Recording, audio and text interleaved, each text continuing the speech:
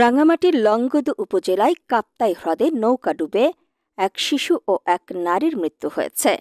নিখোঁজ রয়েছে আরও এক শিশু। ৩০ সেপ্টেম্বর রাত ৮টার দিকে উপজেলার গুলশাখালী এলাকায় এই নৌকাডুবির ঘটনা ঘটে। নিহত শিশুর নাম মোহাম্মদ রানা। ওই শিশু উপজেলার মাইনিমুখ ইউনিয়নের FIDC টিলা এলাকার আরজ আলীর ছেলে। নিহত অপরজন আসিয়া আক্তার, তিনিও একই এলাকার আসরউদ্দিনের স্ত্রী। নৌকাডুবির ঘটনায় তার ছেলে মোহাম্মদ মাসুম এখনও নিখোঁজ রয়েছে। মাইনিমুখ ইউনিয়ন পরিষদের ৭ নম্বর ওয়ার্ড সদস্য মোহাম্মদ রুবেল মিয়া জানান, গুলশাখালী বাজারে চিকিৎসক দেখিয়ে রাতে নৌকায় করে গ্রামে ফিরছিলেন দুটি পরিবারের ৫ জন সদস্য। নৌকাটি হঠাৎ ঝড়ের কবলে পড়ে উল্টে যায়। নৌকায় থাকা আসরউদ্দিন সাঁতরে তীরে এসে স্থানীয়দের সহযোগিতা চান।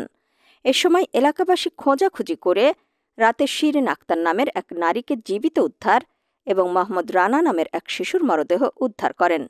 ১ অক্টোবর সকালে আসরউদ্দিনের স্ত্রী আসিয়া আক্তারের মরদেহ উদ্ধার করা হয়। লংগদু উপজেলা নির্বাহী অফিসার জাহাঙ্গীর হোসেন জানান, রাত ৮টার পর আকস্মিক ঝোড়ো বাতাসে অনেকগুলো স্থানে নৌকাডুবির ঘটনা ঘটে। এর মধ্যে গুলশাখালী এলাকায় নৌকাডুবির ঘটনায় এক শিশু ও তার মায়ের মরদেহ উদ্ধার করা হয়, কিন্তু এখনও এক ছেলে নিখোঁজ রয়েছে।